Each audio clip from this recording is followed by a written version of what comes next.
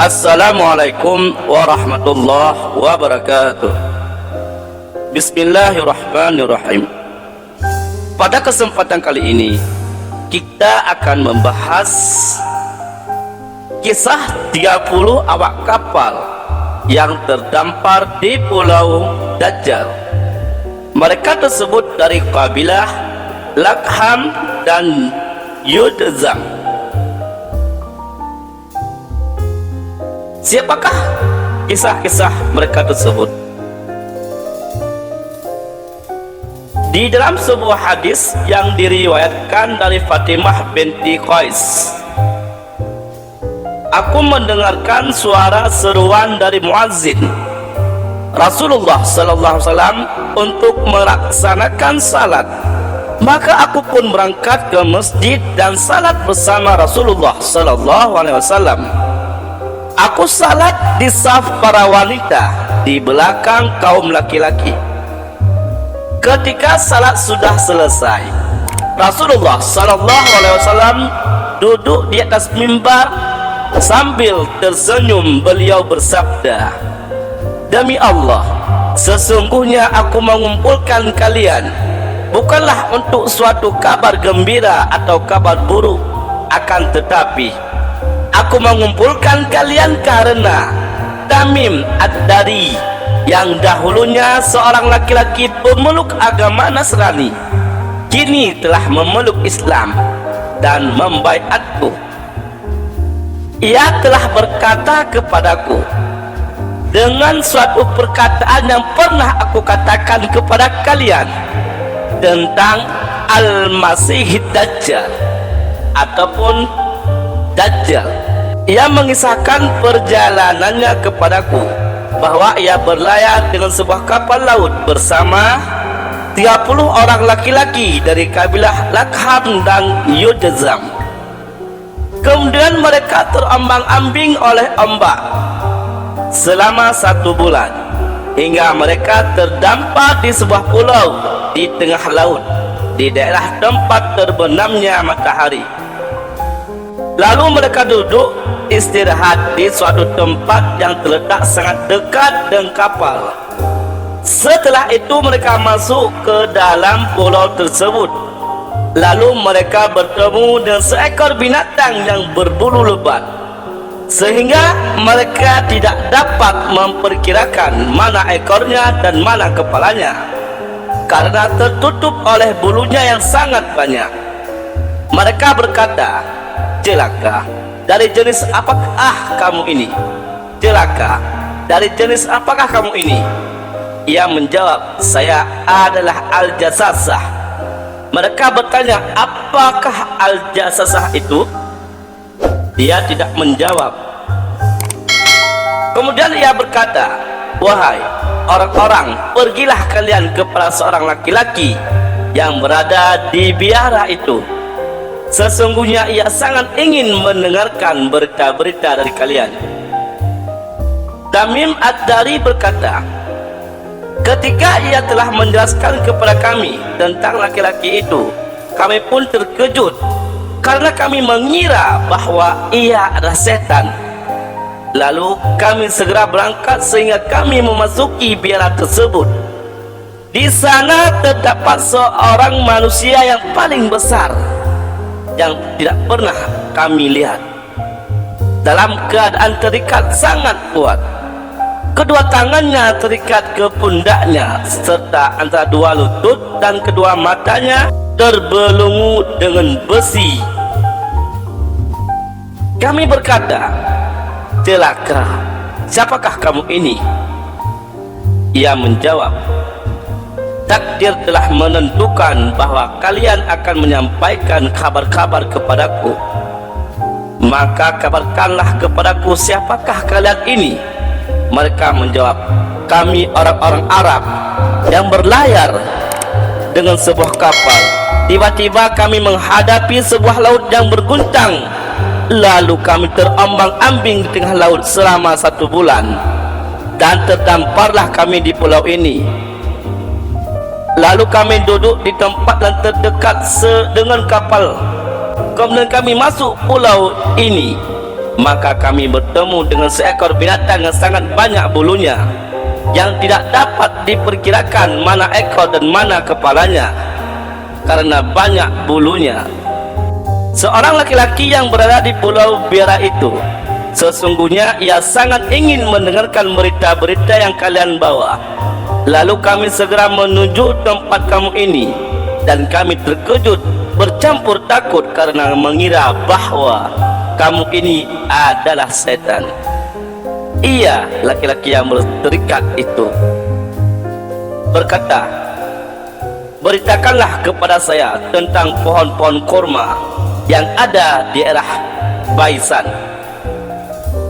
Kami berkata, adapun pohon kurma itu, maka ia sebentar lagi hampir saya tidak akan berbuah lagi.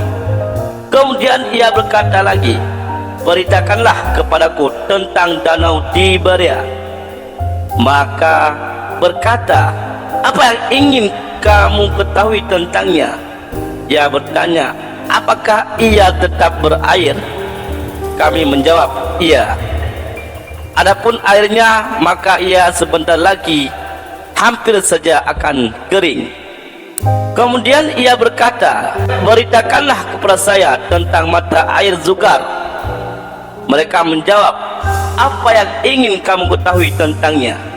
Ia bertanya, apakah di sana masih ada air dan penduduk di sana masih bertani dengan menggunakan air dan mata air Zugar itu? Kami pun menjawab, benar, banyak, dan penduduknya bertani dari mata air itu. Lalu ia berkata lagi, beritakanlah kepadaku tentang Nabi yang ummi, apa sajakah yang sudah ia perbuat? Mereka menjawab, dia telah keluar dari Mekah menuju Madinah. Lalu ia bertanya, apakah ia diperangi oleh orang-orang Arab?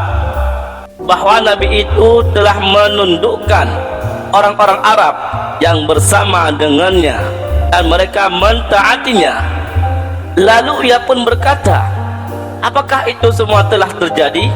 Kami menjawab, iya.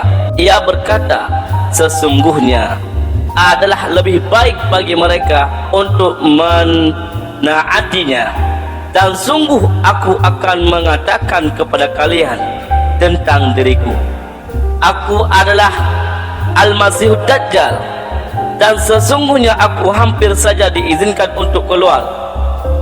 Maka aku akan keluar dan berjalan di muka bumi, dan tidak akan satu pun kampung ataupun negeri kecuali aku memasukinya dalam waktu 40 malam selain Mekah dan Taibah. Kedua negeri itu terlarang bagiku. Setiap kali aku ingin memasuki salah satu dari negeri itu, maka aku dihadang oleh malaikat yang di tangannya ada pedang berkilau dan sangat tajam untuk menghambatku dari kedua negeri tersebut, dan di setiap celahnya terdapat malaikat yang menjaganya. Kemudian berkata Rasulullah SAW, bersabda sambil menghentangkan tongkatnya di atas mimbar, inilah Taibah, inilah Taibah, inilah Taibah. Maksudnya kota Madinah. Bukankah aku sudah menyampaikan kepada kalian tentang hal itu? Orang-orang para sahabat menjawab, benar. Beliau sallallahu alaihi wasallam berkata, saya tertarik dengan apa yang dikatakan oleh Tamim Ad-Dari, karena ia bersesuai dengan apa yang telah pernah aku sampaikan kepada kalian tentang Madinah dan Mekah. Bukankah ia tempat Dajjal terletak di Laut Syam atau Laut Yaman, di mana Rasulullah sallallahu alaihi wasallam mengisyaratkan tangannya ke arah timur? Kemudian Fatimah berkata, hal ini saya hafalkan dari Rasulullah sallallahu alaihi wasallam. Hadis riwayat Muslim. Di dalam riwayat Ahmad disebutkan bahwa Rasulullah sallallahu alaihi wasallam pernah mengakhirkan salat Isya pada suatu malam. Kemudian beliau sallallahu alaihi wasallam keluar dan bersabda, aku terhalangi oleh kisah yang diceriakan oleh Tamim Ad-Dari tentang seorang laki-laki di sebuah pulau di Laut Tengah Dan ketika ada seorang wanita yang terurai rambutnya, lalu ada yang bertanya, siapakah kamu? Wanita itu menjawab, aku adalah Al-Jassasah. Dan pergilah ke biara itu. Maka aku Tamim Ad-Dari pun pergi menemui seorang laki-laki yang terurai dan terbelenggu oleh besi melompat-lompat antara langit dan bumi. Aku pun bertanya, siapakah kamu? Aku adalah Dajjal. Apakah dekat diutus seorang nabi yang ummi? Aku menjawab, benar. Dia berkata, apakah mereka menaatinya atau maksiat terhadapnya? Aku menjawab, mereka menaatinya. Dia berkata, hal itu lebih baik bagi mereka. Di dalam menjelaskan tentang Al-Jassasah ini, Al-Alamah Abu Tayyibah Abadi mengatakan bahwa mereka, rombongan Tamim Ad-Dari, bertemu dengan seekor binatang yang berambut sangat lebat. Lalu binatang itu ditanya, siapakah kamu? Dia menjawab, aku adalah Al-Jassasah. Ada yang mengatakan bahwa untuk menggabungkan antara riwayat tersebut, yaitu bahwa Dajjal memiliki dua Al-Jassasah. Yang pertama ada seekor binatang, sedangkan yang kedua adalah seorang wanita. Ada kemungkinan juga bahwa Al-Jassasah adalah setan yang kadang menyerupai seorang binatang melata dan kadang menyerupai seorang wanita. Dan setan memiliki kemampuan untuk merubah bentuk apa saja yang dia inginkan. Seorang wanita, karena wanita juga dinamakan dengan binatang melata, sebagaimana bentuk kiasan, sebagaimana firman Allah Subhanahu wa taala. Dan tidak ada suatu binatang melata, makhluk Allah yang bernyawa di bumi, melainkan Allah lah yang memberikan rezekinya.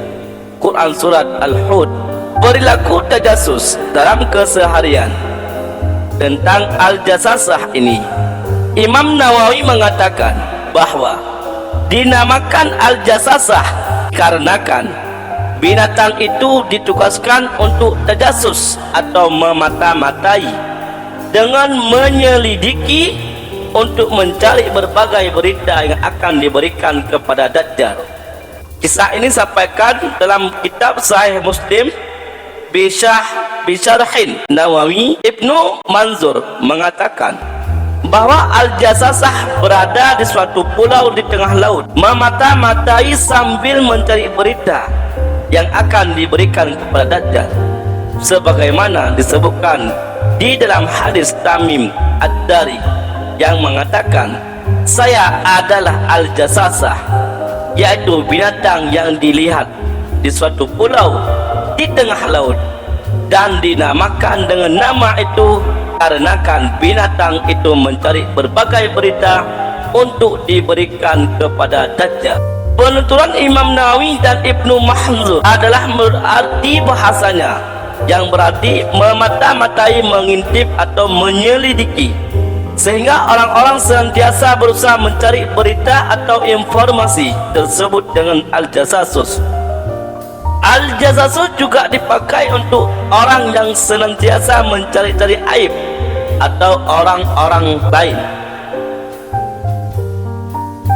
sebagaimana disebutkan di dalam hadis yang diriwayatkan oleh Imam Al-Baihaqi bahwa Rasulullah SAW bersabda, janganlah kalian saling memata-matai, dan mereka semua tidaklah bisa disebut dengan Al-Jassasah dikarenakan dalil-dalil yang menceritakan tentang Al-Jassasah tidaklah diperuntukkan bagi mereka, sebagaimana penjelasan di atas.